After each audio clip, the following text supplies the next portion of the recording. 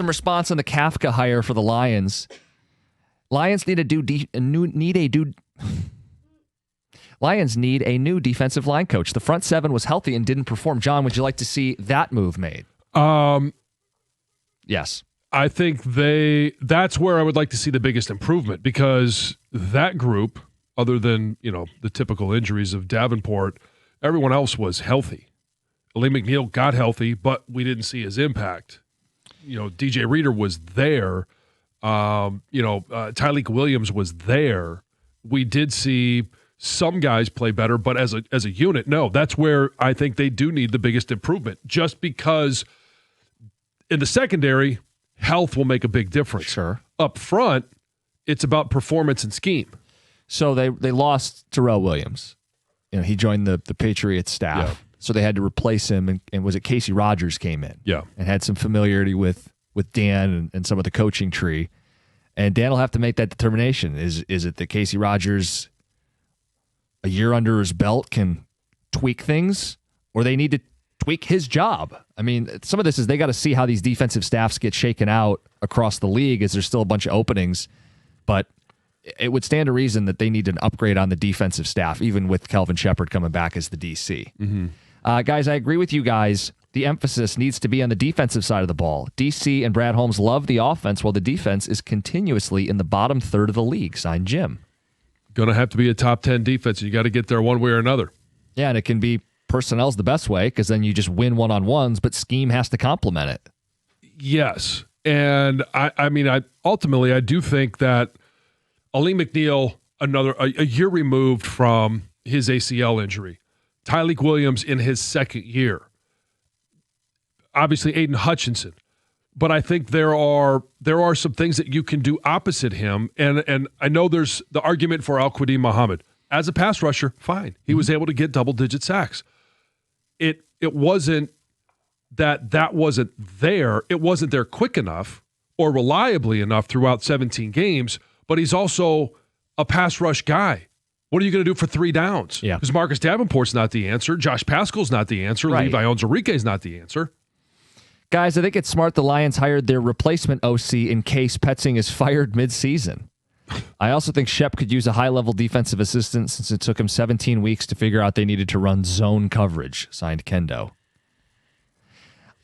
Okay, the first part is smarmy, right? Replacement OC. Yeah. But I do think there's some wisdom in, if they need to shift play caller duties, they have more than one guy capable on the offensive staff. Or if one guy gets hired away at the end of next year, you've got another one ready-made to go. John, tonight. Oh, we got a good matchup. Top 5 showdown. Yeah, the Nebraska Cornhuskers. Huh? Who? What? Top 5 team, 20-0, 9-0 in the Big Ten, with wins over Michigan State, Illinois, and they just keep plugging along. They are going to be visiting Ann Arbor to take on the Wolverines, who have one loss against Wisconsin, and they're coming in as the 5th-ranked team in the country. Michigan is at 3 as 10-point dogs, 10.5-point dogs. I think it's going to be wildly entertaining. Fred Hoiberg, their coach, it's taken him I think he's been there 5 years. I think he got the job during the pandemic. It's taken him this long to build it up, but he had great success at Iowa State, not so much in the NBA with the Bulls, but having success again at Nebraska. I can't wait to see this game tonight. One of only 3 undefeated teams in college hoops. The others, Arizona, who got a scare last night, and Miami of Ohio, yet double-digit dogs. Will they disco in Ann Arbor? I think it's a chance for Nebraska to build some credibility. At the same time, I point out they beat MSU. They won at Illinois. They won at Indiana with a big comeback, yet there's still more for Nebraska to prove. I mean, they're probably saying, why aren't we ranked higher than Michigan? We're undefeated. Great opportunity for them. And then if you're Michigan, you got the Spartans on Friday. You got 2 top 10 showdowns. It's a great week for Michigan hoops. Yeah, it is. Obviously, this one will be in Ann Arbor. Friday night's matchup will be in East Lansing. And, you're talking about how tight things get as you get towards, the midpoint, just past the midpoint of the season. Nebraska, 9-0. Michigan State, Illinois, all 8-1. If you want to win the regular season in the Big Ten, this is a pivotal game for them.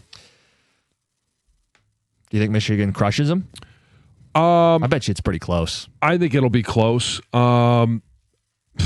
honestly. I mean, I haven't watched Nebraska enough other than just knowing that they've beaten some of those quality teams. And they defend. So if you can hang in. Yeah. And you're going to have your best players step up and play. Mm-hmm. And Yaxel Lindenborg has been a little dinged up. They're going to need him to step up tonight and be the guy that they brought him in there as a transfer to be. And the name to watch for Nebraska, they've got one of their guys, Braden Frager. He's been dealing with an injury, so see if you can get an update ahead of tonight's game. It's going to be a big deal for Nebraska.